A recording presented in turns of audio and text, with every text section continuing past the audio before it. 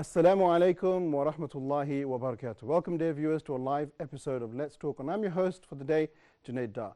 Dear viewers, I'd like to begin by thanking Allah subhanahu wa ta'ala for bringing us all together and to work for His deen. Furthermore, I'd like to thank Allah subhanahu wa ta'ala for giving us the opportunity to make mention of the beautiful name of Muhammad sallallahu alayhi wa sallam. Dear viewers, today we have a very sensitive but a very important subject, especially for our time today. And that subject is none other than discussion on the Sharia Islamiyya, the Islamic law.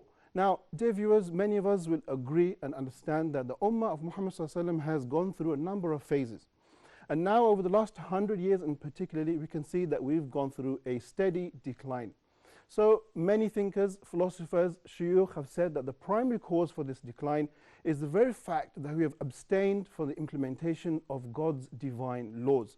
But when you're at rock bottom, there's only one way out, and that's forwards and upwards. So we want to have a discussion today about how we can move forward, how we can implement God's divine law, if that's really the key to success. In what way are we going to implement it? What is meant when we say implementation? What is understood by Sharia itself? Is it a set of rules, guidelines, or is there something further? Is there hidden meanings? Is there objects and goals behind everything that God Almighty has sent forward? Now, dear viewers, there are three possible alternatives that we can possibly ascribe to. We can go forward with the most classical approach, implementation of the laws inside of the Quran and the Sunnah. Or we can go for something quite the opposite to that, which is no laws, not using God's laws to govern politics or economics or society, but leaving those laws to one's private life. Or there could be a third option, a new option. Maybe that is the implementation of God's laws, but based upon the intent that God ascribed for each aspect of these laws.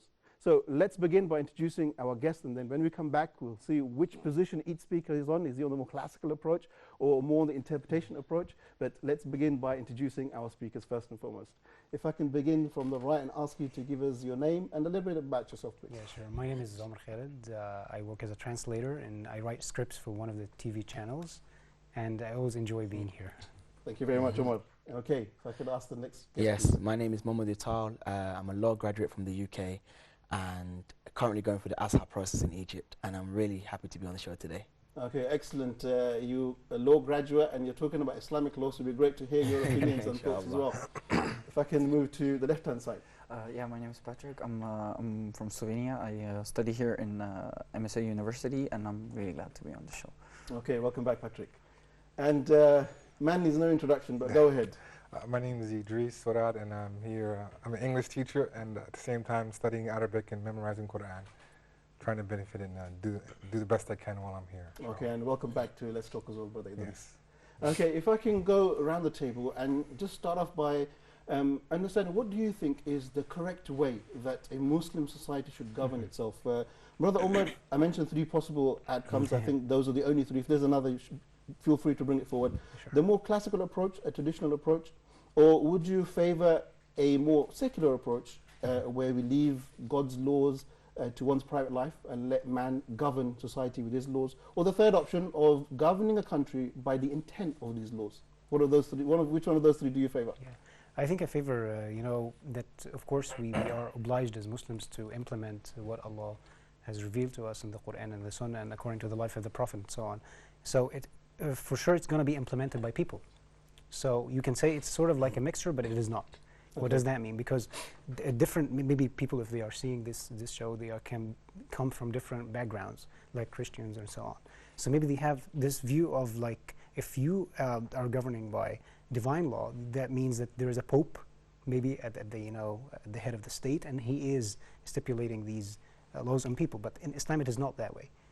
You are a civil person, you're a normal person. It's not a theocracy. It's not like you are, like if you're a president, you're saying that this is what Allah says, and if anyone disobeys me, then he's going to go to hellfire. Not because of the person. In Islam, it's not because of the person, it's because of the laws themselves, because of the religion itself. So I think, so if I can say it's a mixture, I don't know, but I think... So you're inclining more towards option number 3? Yeah, I can say so, yeah. Okay, great. Brother Mamadou, where do you stand on this? I think so the game of semantics is very important here, because as you phrased the question, you said a classical, a secular liberalist, and someone who interprets the law. I will be with the third option, but I'm going to demonstrate that the third option is the classical approach. Okay. So the interpreting and understanding God's Great. intent. So for me as a Muslim, I have to, what is the reason, what is God's intent in this land where I am? And I'll demonstrate that is the classical approach. Okay, very nice. So Mohammed looks like he's prepared for a detailed discussion.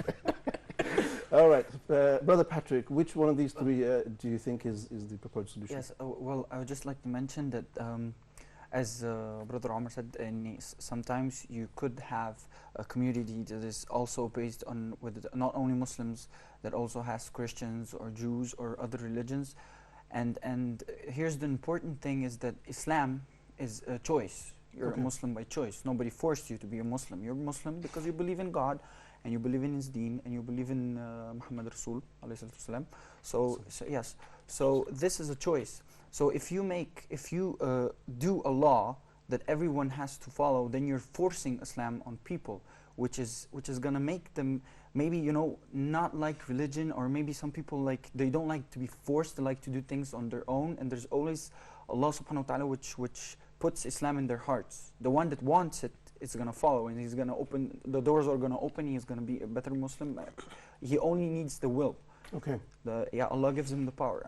So now I think that the best option is I'm not saying the classical way, I'm just saying yes, the third option where you have laws that are for all people, which are made by man-made laws, and these are the laws that people follow, and religion is followed by the people themselves. Like, yes, like you want to be a good Muslim, you follow the divine laws that Allah gave you. Okay, excellent. So you're in between option number 2 and option number 3, somewhere in between. Somewhere in between, yeah. Okay, great. Brother Idris, where do you stand? 1, 2, or 3? I guess it depends on the semantics of the way you laid the things out to me personally, because it depends on what's meant by what you said in certain ways, because it can be taken different ways, but the viewers may not see it the same way that you're laying it out and understand it a different way than you're saying it. Sure. But for me, I lean more towards the classical way because I think they laid it out for us, and but that doesn't mean that it's a rigid way. Okay. Because someone may think that because you said the classical way that it's rigid, Right. and that there's no room for change, or it depends on the person has to understand what you mean by that. Sure. So for me, if I had to just pick from one of the other three, I would say the classical way. But I don't understand the third way that you're saying is. You're saying from what's understood. Do you mean maqasid, like of Sharia, or is that what you're talking about? Yeah, so the intent behind each law, not the law itself. Yeah, which is I'm totally against. Because this, I believe maqasid is one of the, in this day and age, one of the most abused things that we have today, and people don't even understand what maqasid means. Okay. What it comes from, maqasad and qasada, what the word even means, and where it came from, what it comes from, what it uses for. Okay. So. All right, that's something we can talk about later on. So we've got a diversity of opinions. Brother Omar? I think according to this clarification, I'm going to say this, my way is the fourth way. What I said, because so it's all semantics. Yeah, it depends on what you mean. Semantics, it's something that's such a deep topic that it needs you to clarify what you mean. Yeah. Sure. I like ice cream. What does that mean? What ice cream do you mean? Natural ice cream? With a cone yogurt? What do you mean by that? Sure. Feel free to express yourself as you please if the question is unclear. But Brother Omar, what does God's law mean to you personally? Well, before I say this, Brother Patrick said something very important. He said that we live together like Christians and Jews and other peoples, and maybe some people, they can misunderstand, like they think that means we are not gonna like implement the Islamic law because we are afraid that other people are gonna object to this. But I want to clarify and say that philosophers actually, when they try to explain what is divine law, they say it's natural law. And you can think natural, that means it is something against religion. No, no, no. They mean it that it is something that comes to mind as natural. Like for instance, to any person on earth, if he's a Muslim, if Christian or Jew or even an atheist, if you tell him, is it right to kill somebody? No, it's not right. So it is actually something haram or something prohibited in Islam to kill somebody. And it's divine law, right? So what comes naturally to people, like you don't want to steal people, use usury, like you go and maybe I can go and cheat on my wife. All these things, if a Christian is inside the Islamic land, he's not going to object to this. He's not going to say, this is an Islamic law and this is Sharia, how dare you put these new things to us? Like, no, it's not new. This is actually what we all agree upon, right? But maybe sometimes, because of some people, they appear like they are maybe rigid, as Brother Idris said, that can distort the image and can make it like something different. I think mostly it's not different. Very nice. So we can, you're saying we can actually use the word natural law instead of divine law because it's the same thing. I would like to say something on Sure, that. go ahead. There's a problem in that where, let's say just for instance from Slovenia, because I'm from Slovenia, so I can talk about that. In Slovenia, there is a law, or people are mostly, there are some atheists and stuff. Most people, because marriages in Slovenia are really expensive and there's a lot of paperwork, so they live together, a man and a woman, without being married. So in Slovenian man-made laws or classical laws, that's not against the law. They even get the paperwork exactly like they're married, but they're not. Like if a man dies, she gets the house, she gets whatever possessions he made. In divine law or in Islam, that would be a very very bad thing called zina. So if we put a classical law here and a divine law, so it's the same. Muslims, they can't do this. Right. We can't even think of doing this, but they're doing it because classical law, it's okay. They don't. It's not against the law. They even made a law that people can live together, and if they don't want to get married, that's okay. So that's the problem. Okay, society has accepted certain yeah, norms. some societies have accepted this, so this is a problem. So if we would if we would implement Islam on this, some people may not agree because not most people have money to pay for marriages and all the paperwork. So this is the problem. And just the point on that I would like to interject is that, for example, I think people think when applying Sharia, especially living with non-Muslims, they feel like we're going to enforce something on them. And I remind you of the example of Imam Malik in Medina, rahimahullah, when the Zoroastrians were practicing incest. Zoroastrians were marrying mum and son, and they were practicing incest with each other. And Imam Malik was asked specifically on this. He said that it is abhorrent to our deen, but it's fine with them, leave them to it. And I feel this is a very good, I think sometimes people feel like we must establish Sharia where we are, means we're going to enforce a kind of a code on people, when their deen doesn't even prohibit this. So we're not enforcing things on people. I think that's the problem we face nowadays anyway. Okay, on that note, I'll ask everyone just to take a short break. We're going to watch a report on the topic of Islamic law or Sharia, and then when we come back, we'll continue with our discussion on which way forward. Is it the more traditional classical approach, or is it alternative ways in which we can look at or even use to move forward? So I'll see you in just a few moments. The way to true Islam is by following the Quran and the Sunnah as they were revealed, as they were understood by the generation in which they were revealed. That is the way. And there is no other way. It is one way. The madhabs were at efforts by scholars to understand and apply that way. Human beings have differences of intellect, differences of opinion, so certain differences did arise, naturally. But the common, the essential element was shared by all. And that is the approach that we need to come back to in order to be able to find the way to true Islam. And as I said, I've spoken from a legal perspective. But there are other perspectives too. We can take the same approach and apply it in other areas which have to do with, for example, our mode of worship. Our mode of worship. How do we worship God? How did Prophet Muhammad, may God's peace and blessing be upon him, worship God? How did the companions of the Prophet worship God?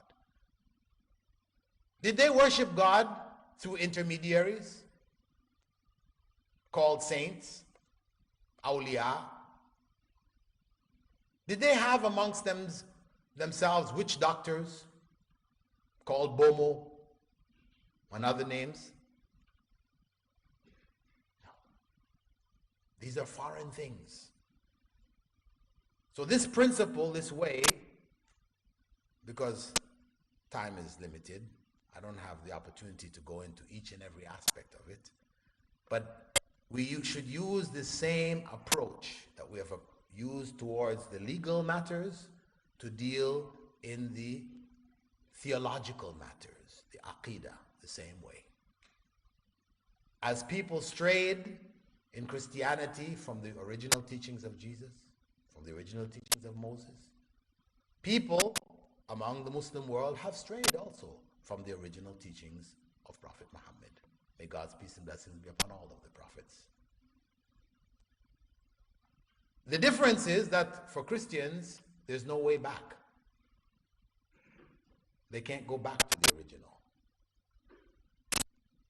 Whereas for us, the original remains preserved in its pristine purity, and we can go back.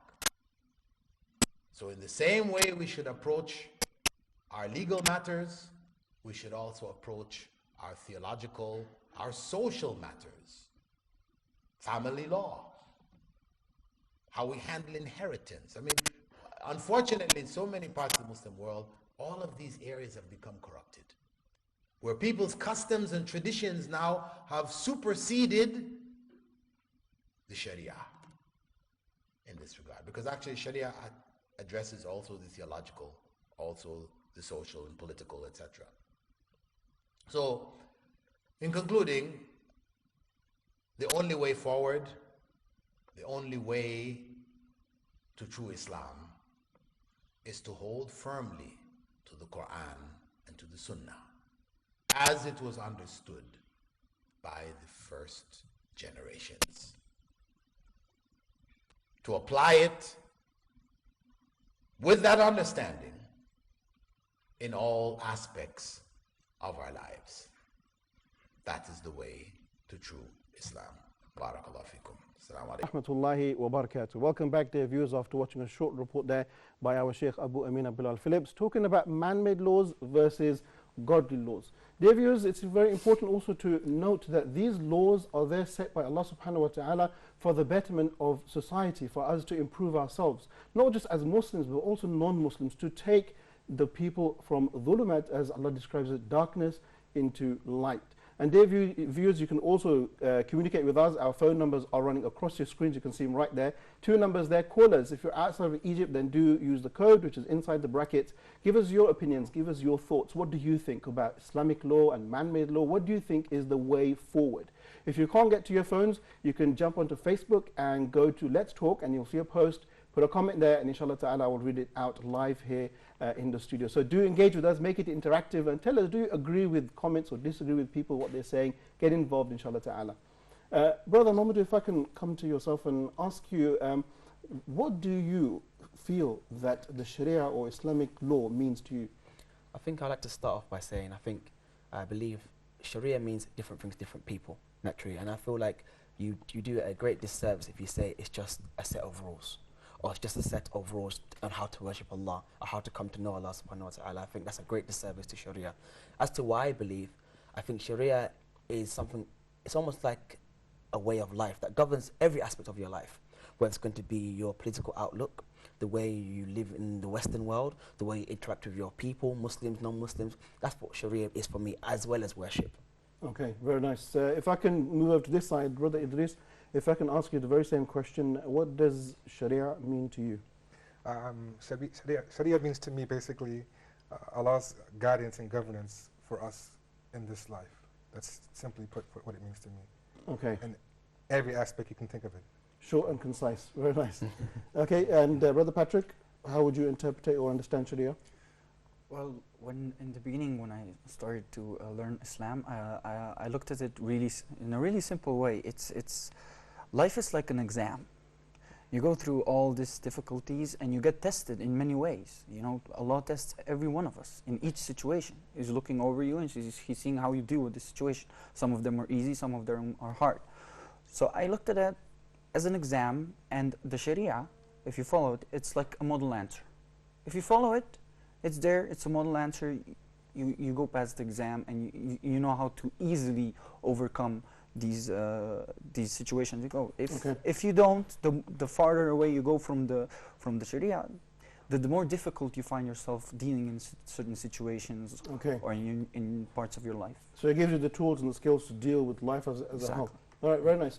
Brother Omar, if I could begin with yourself. I know you've got a comment about something that was said earlier, but as you answer that question, I'd like you to think about my follow-up question, which is, why is it that now, whenever we make mention of Sharia Islamiyah, not just amongst non-Muslims in the Western audience, but even amongst Muslims, you get a frown as a response, you get negativity given back at you? Why does the Sharia have such a negative reflection? Yeah, it's a very good question.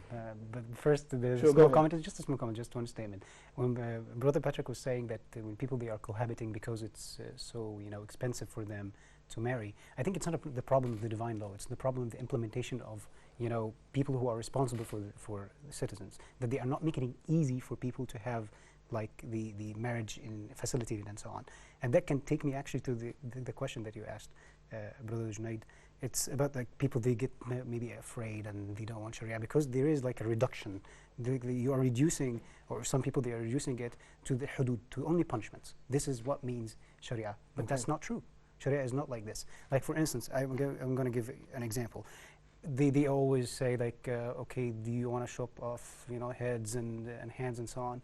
But it's not only that there are shuruts or conditions, but I'll give an example from the life of the companions. Sure. One of the companions, the great companions, Umar ibn Khattab, he found like some of the slaves at that time, they stole or robbed some camels and so on. So he didn't actually punish them. What he did is that he went to the master of these slaves and he told them that you guys, you make them starve and then they go and steal. If they do this again, I'm going to cut your hand. Okay. So that means that it's actually dealing with the roots of the problem. Not like, oh, we are hungry for blood and we want to kill people because we're waiting for them to break the law. No, it's not that way. It's actually the opposite. We want to prevent it from the beginning. Okay. We want to prevent it by making like it easy to people to get married. Sure. People to have jobs, decent jobs, and to have health care and so on. And at that time, when people break the law, there is no need to do this. So when facilitating goodness and preventing evil from... This is actually Sharia. Okay. All right, very nice. Patrick, if I can ask you the same question. So what are the reasons to why the Sharia has got so much negativity now across the world? Well, I think of how people are basically perceiving like in their heads of what Sharia really is, like Brother Omar said, because most people, they don't really understand Sharia, yet they make certain perceptions in their head like, okay, yeah, this is it. Like they see certain, like they said, I saw a video on YouTube the other day, like how they punish someone for there was a sexual harassment. And they say that is cruel.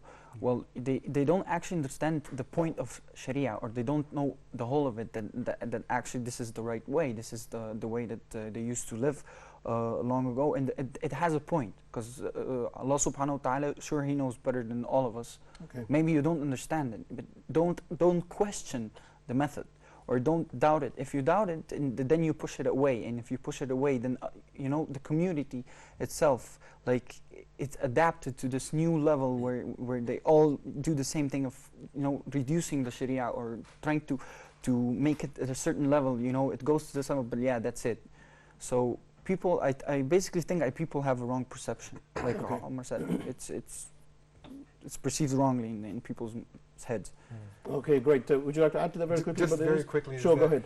I wanted to emphasize what they're saying. It's basically that the media and the world has made it seem that Muslims are bloodthirsty, and that's all we care about. And the Sharia is hudud only.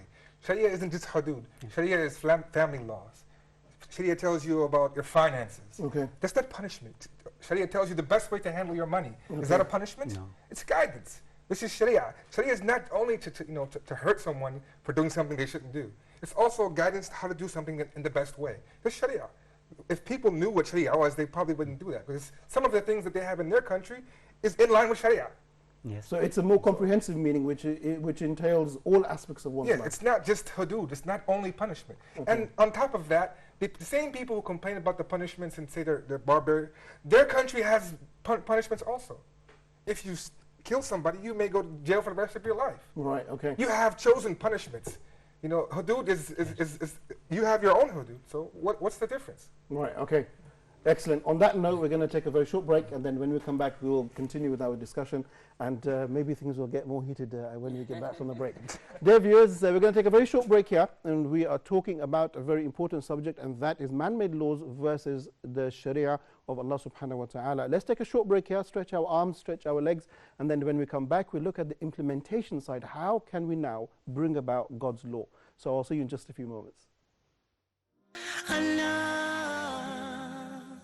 Assalamu alaikum wa rahmatullahi wa barakatuh. Welcome back, dear viewers, joining us here live on Let's Talk, talking about a very sensitive subject, and that is God's laws versus man-made laws. Dear viewers, I strongly encourage you to get close to your phones and join us in this discussion. Our numbers are running across your screens, and if you're calling outside of Egypt, please don't forget to use the code. Do you agree? Do you disagree? And do you have an alternative solution? If so, join us and share with us your opinions and your thoughts as well. If I can turn to Brother Mohammed, if I can ask you a question built upon what Brother Idris was saying prior to the break, talking about Muslims being bloodthirsty, and I'm picking on a particular aspect of the Sharia, so not the whole thing, just the aspects of hudud, punishments. What is the purpose behind that? Is it to show that we love blood and killing, or is there a greater objective behind it?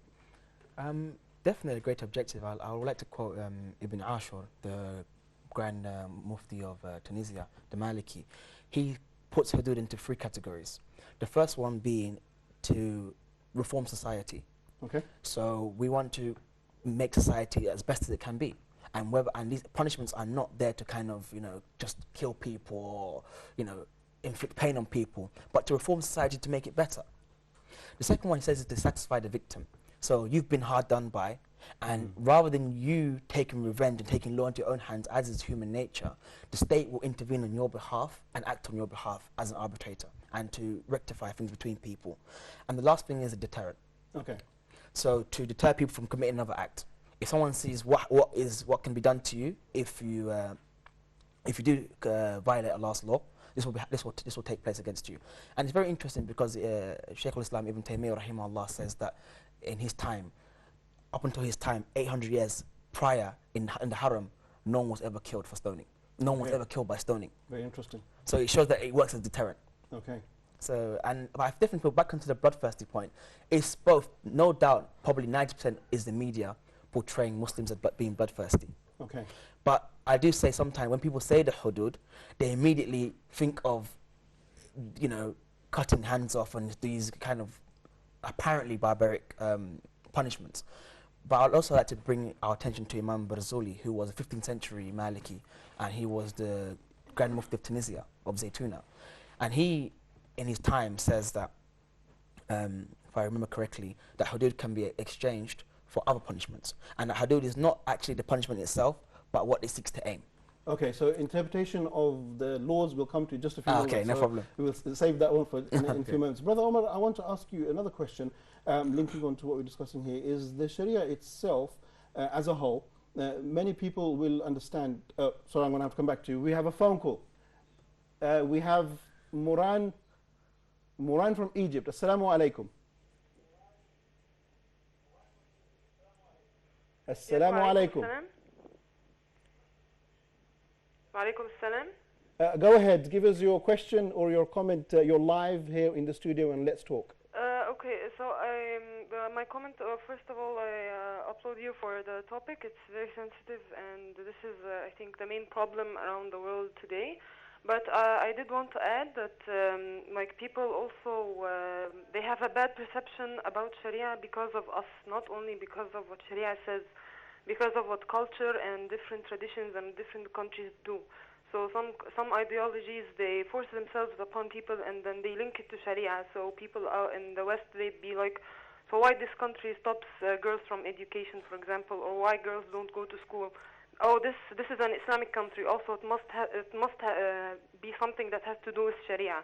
And in another country, women don't drive, for example, cars. So yeah, this is an Islamic country, so they link this in their mind with Sharia, and many other stuff like when Muslims are that judge or they force people into doing something, even though the Prophet didn't say so, or the Prophet was very like what's around people, it is with husna, not forcefully. It's not very, it's not oppressive, you know. And also like the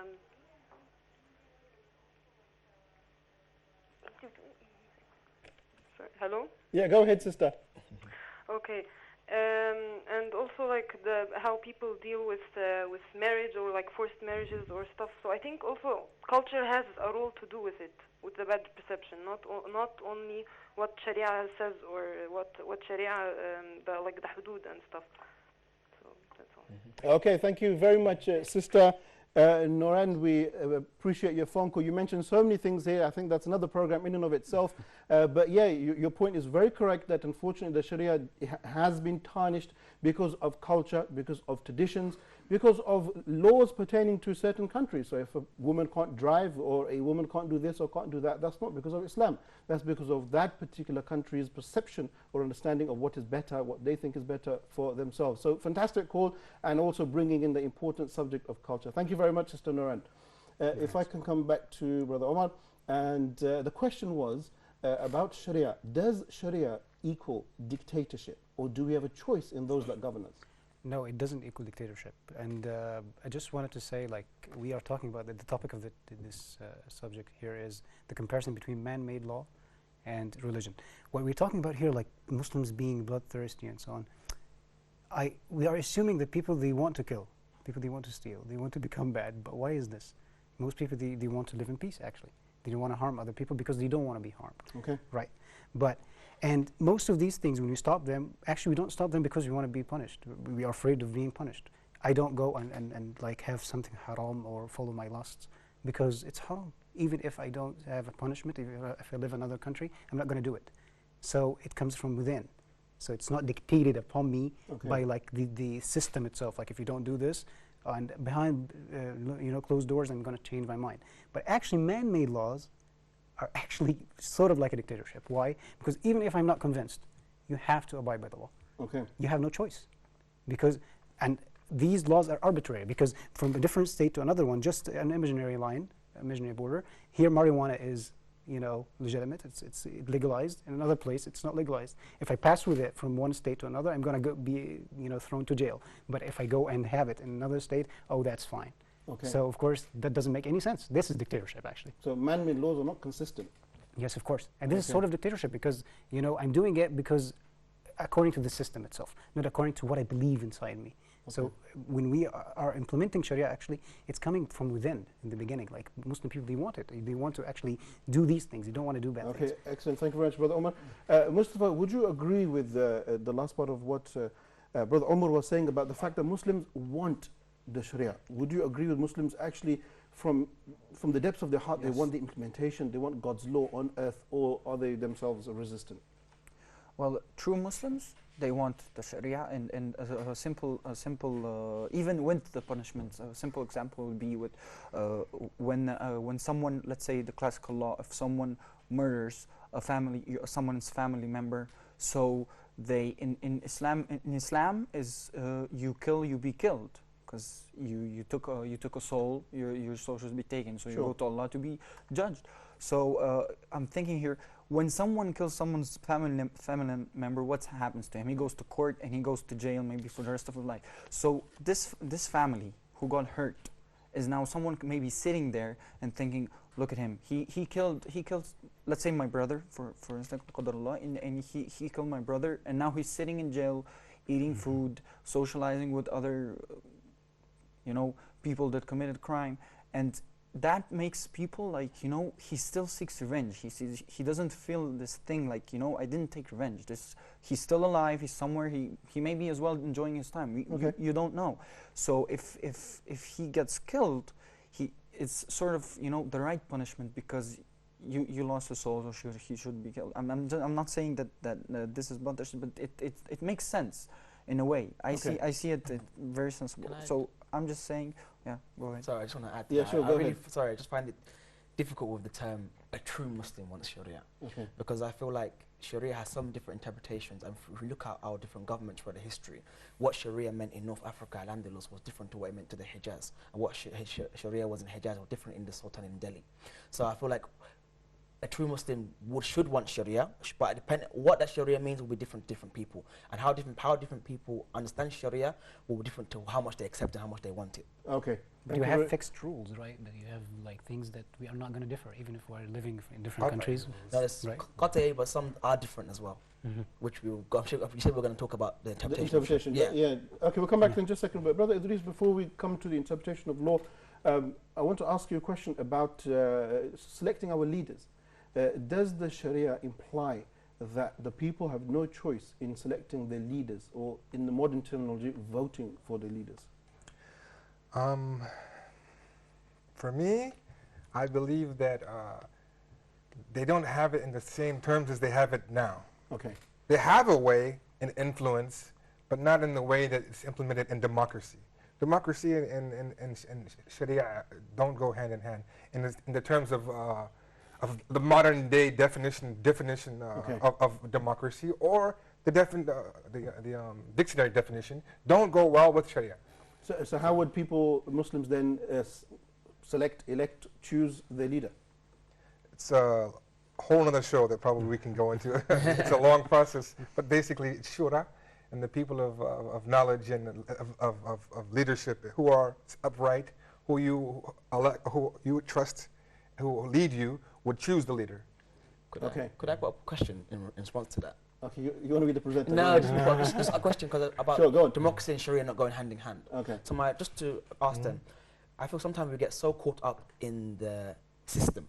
So we hear democracy is like, oh no, it's bad, or we hear Sharia sometimes, oh no, it's bad, and we kind of just step back and say, what is the objective of Sharia?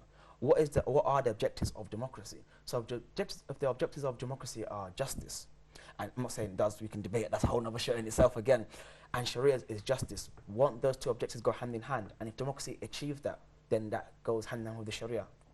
I would say no, in the sense that what is justice? Justice in the eyes of democracy could be that homosexuals have the right to cohabit and get married. But in Sharia, this is a big problem.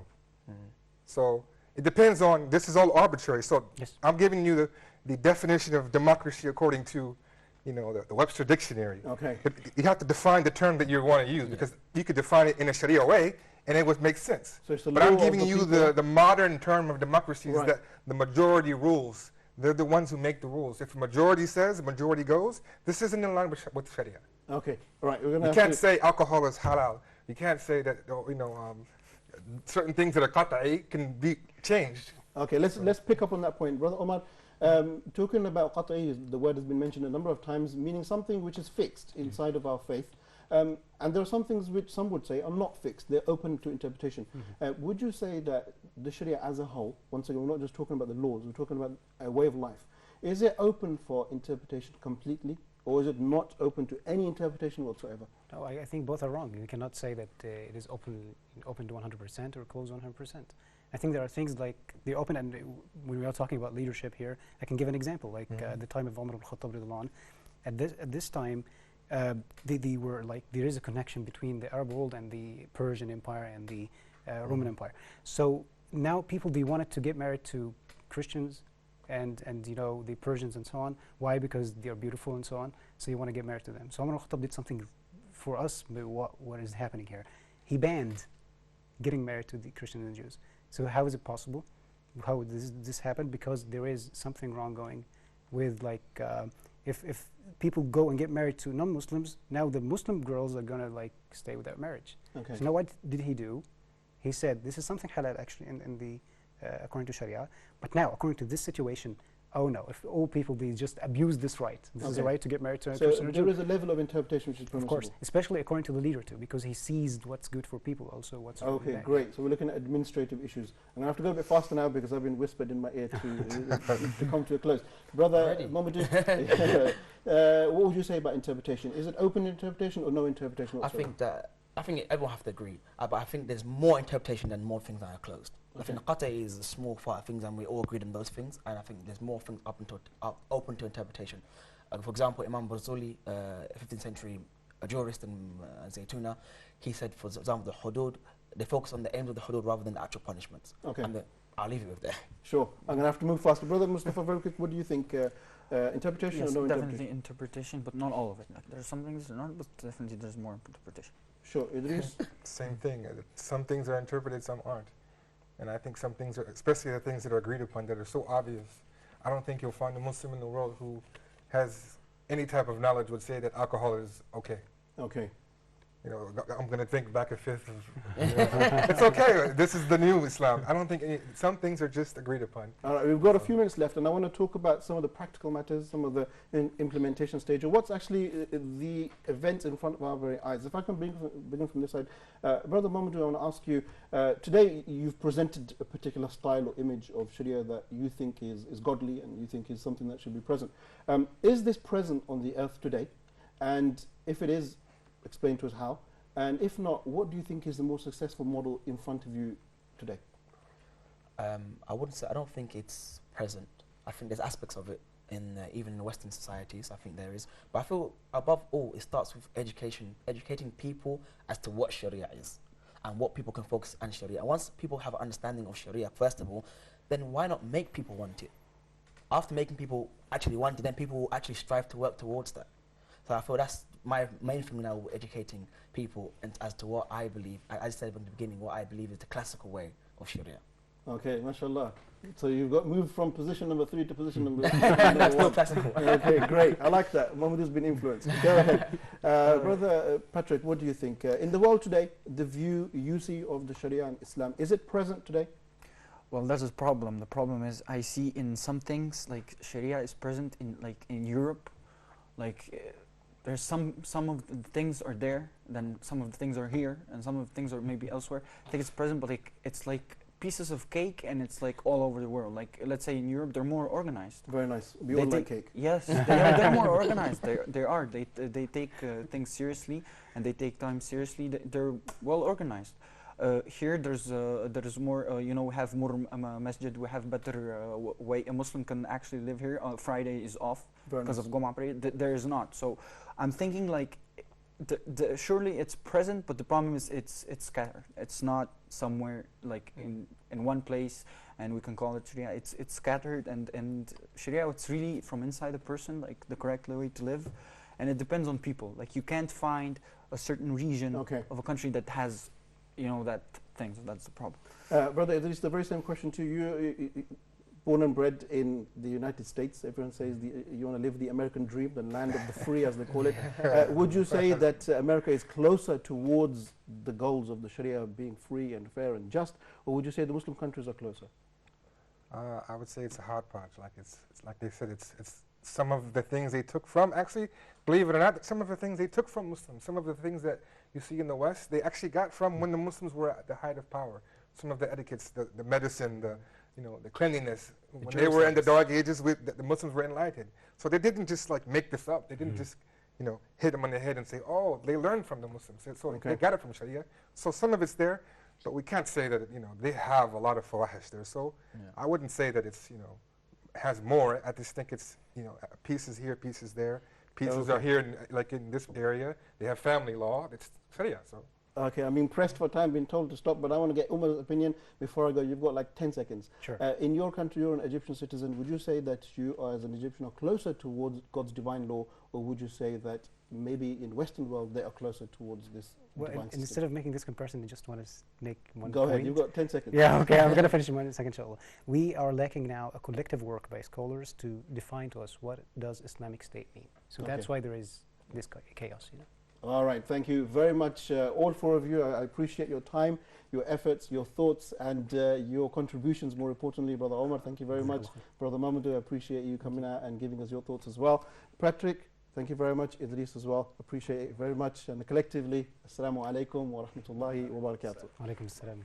Dear viewers, we've come to the end of our discussion here on Let's Talk, talking about God's law versus man-made law, and we've had a different spectrum of ideas, spectrum of views, but the most important thing is that we all agree. We all agree that God's law is supreme and divine, and we want to see it prevalent across the world. How, when, and what, these are questions which we can discuss, but we all want to see justice for everybody, be it Muslim, non-Muslim, and we must work hard together as one entity, as one body to achieve this, and that's the command from Allah subhanahu wa ta'ala.